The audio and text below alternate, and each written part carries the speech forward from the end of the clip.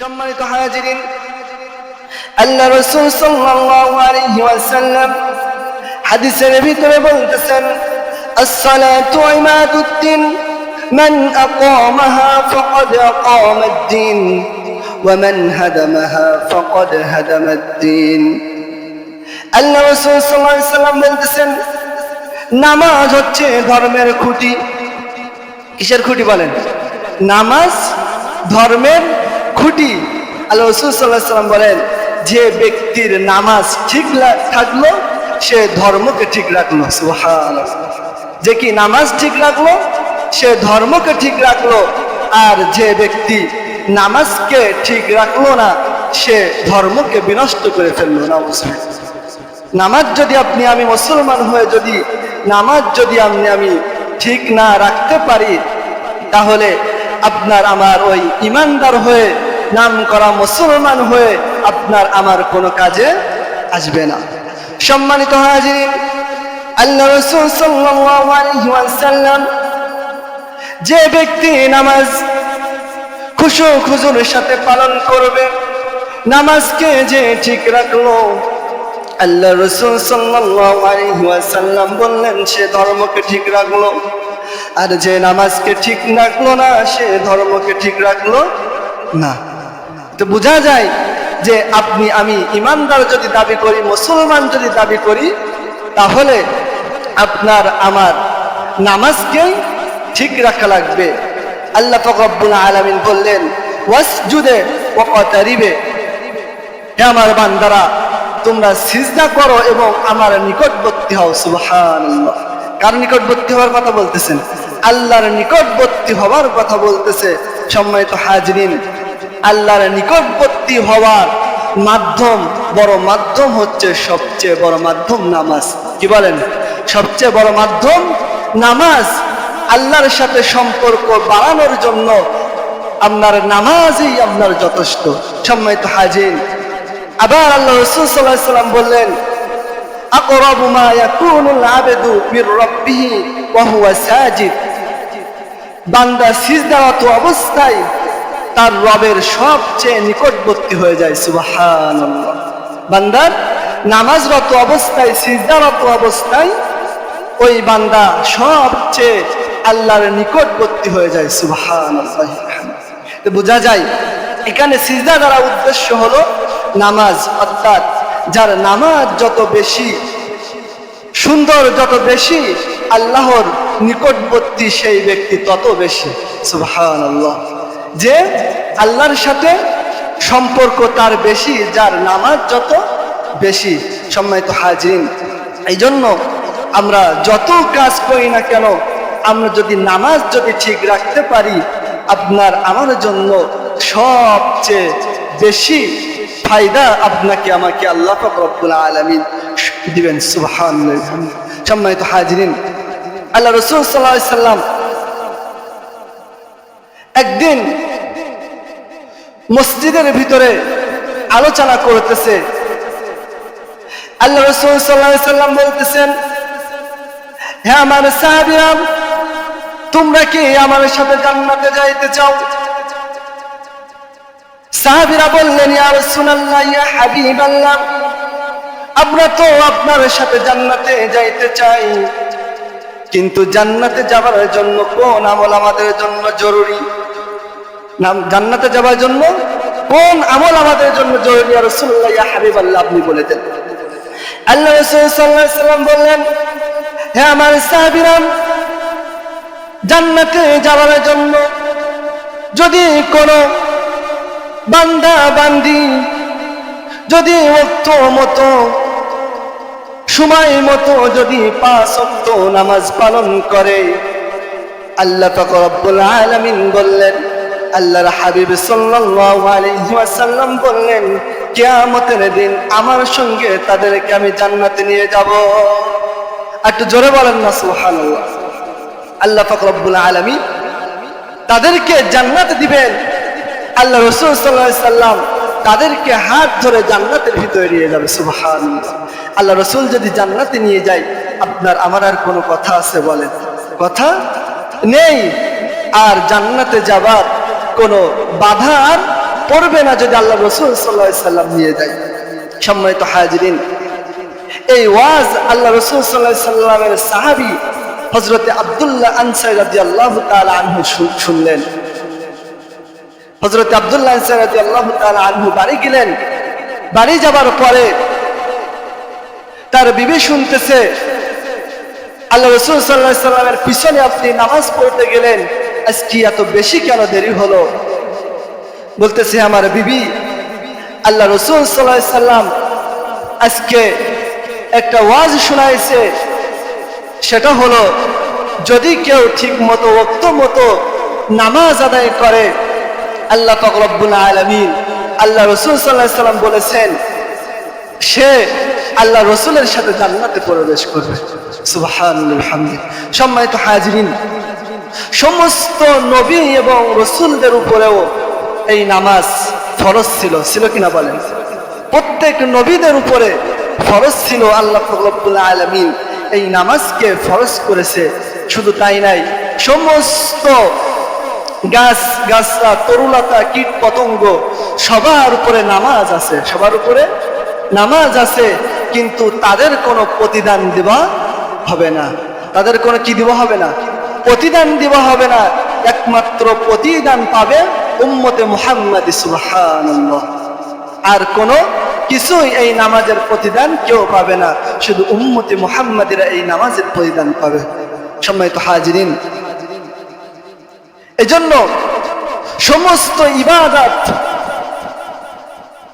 আল্লাহ পাক রব্বুল আলামিন জিবরাইল আলাইহিস সালাতু ওয়াস সালামের মাধ্যমে অন্য সমস্ত ইবাদত আল্লাহ পাক রব্বুল আলামিন দুনিয়ার ভিতরে পাঠিয়েছে, কিন্তু আল্লাহ পাক রব্বুল আলামিন নামাজ জিবরাইল আলাইহিস সালাতু ওয়াস সালামের মাধ্যমে পাঠায় নাই। সম্মানিত হাজিরিন, আল্লাহ রাসূল সাল্লাল্লাহু আলাইহি ওয়াসাল্লামকে আল্লাহ পাক রব্বুল আলামিন মিরাজে ডাকলেন। আল্লাহ রাসূল সাল্লাল্লাহু আলাইহি ওয়াসাল্লাম মিরাজে গেলেন। যাবার পরে উম্মতে মুহাম্মাদের জন্য আল্লাহ পাক রব্বুল আলামিন হাদিয়া স্বরূপ হিসাবে এই নামাজকে তার উম্মতের জন্য হাদিয়া দিয়েছেন। সুবহানাল্লাহ। উম্মতের জন্য এই নামাজকে হাদিয়া দিয়েছেন, কোন ফেরেশতাদের মাধ্যমে দেই নাই, আর কোন কারোর মাধ্যমে এই নামাজকে আল্লাহ পাক রব্বুল আলামিন পাঠান নাই। স্বয়ং আল্লাহ রাসূল সাল্লাল্লাহু আলাইহি সাল্লামকে মিরাজে নিয়ে আল্লাহ পাক রব্বুল আলামিন এই নামাজকে উম্মতে মুহাম্মাদের উপরে হাদিয়া স্বরূপ পাঠিয়েছেন। সুবহানাল্লাহ। সম্মানিত হাজিরিন, এই নামাজের জন্য আবার আল্লাহ পাক রব্বুল আলামিন আপনাকে আমাকে পুরস্কারও দিবেন, পুরস্কারও দিবেন। মুখস্থ করে রাখবেন, 5টা পুরস্কার যদি কেউ ঠিক মতো নামাজ আদায় করে, আল্লাহ পাক রব্বুল আলামিন তার 5টা পুরস্কার দিবেন। সুবহানাল্লাহ। কয়টা পুরস্কার? 5টা পুরস্কার। একটা দুনিয়ার ভিতরে আল্লাহ পাক রব্বুল আলামিন দিবেন, এবং বাকি 4টা আল্লাহ পাক রব্বুল আলামিন মৃত্যুবরণ যখন করবেন কিয়ামতের ময়দানে, আল্লাহ পাক রব্বুল আলামিন বাকি 4টা যারা নামাজ আদায় করবে আল্লাহ পাক রব্বুল আলামিন তাদেরকে দিবেন। সুবহানাল্লাহ। সম্মানিত হাজিরিন, প্রত্যেক নবী রাসূলদের উপরে নামাজ ফরজ ছিল। আল্লাহ পাক রব্বুল আলামিন হযরত ইসমাঈল আলাইহিস সালাতু ওয়াস সালামের কে নামাজ দিলেন। আল্লাহ পাক রব্বুল আলামিন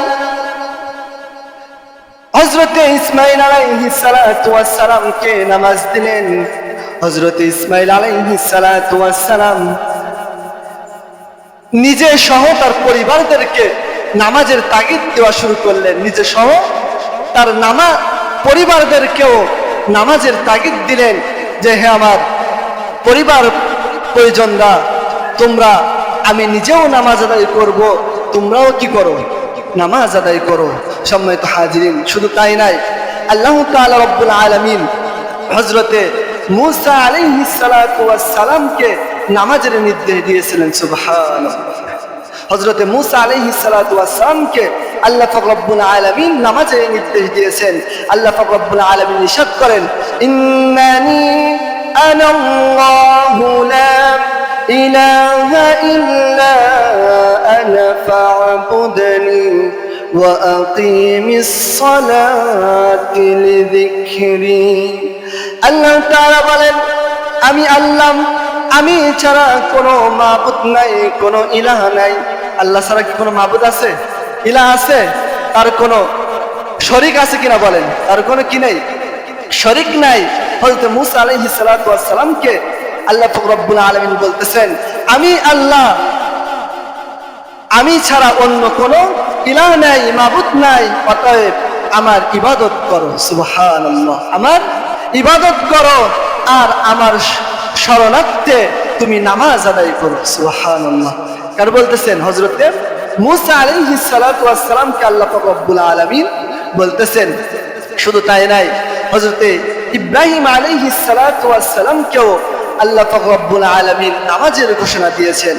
আল্লাহ পাক রব্বুল আলামিন বললেন রব্বি জাআলনি মুকিমাস সালাতি ওয়া মিন যুররিয়্যাতি রব্বানা ওয়া তাকাব্বাল দুআ।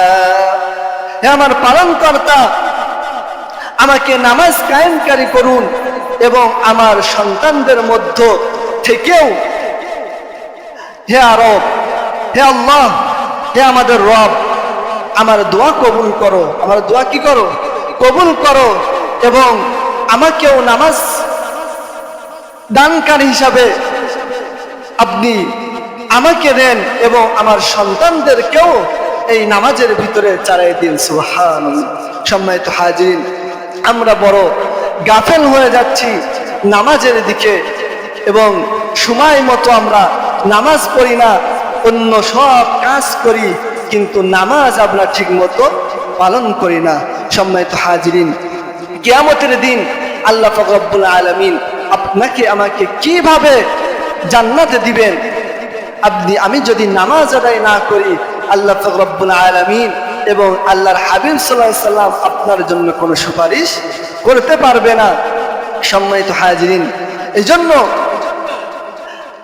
আমি যে অবস্থায় থাকি না কেন, যে পরিস্থিতি থাকি না কেন, অসুস্থ হোক সুস্থ থাকি, আমাকে নামাজই আদায় করতে হবে। ঠিক কিনা বলেন? আপনি শুয়ে পড়ে নামাজ পড়েন, না হলে ইশারায় নামাজ পড়েন, কিন্তু নামাজ আপনি ছাড়তে পারবেন না।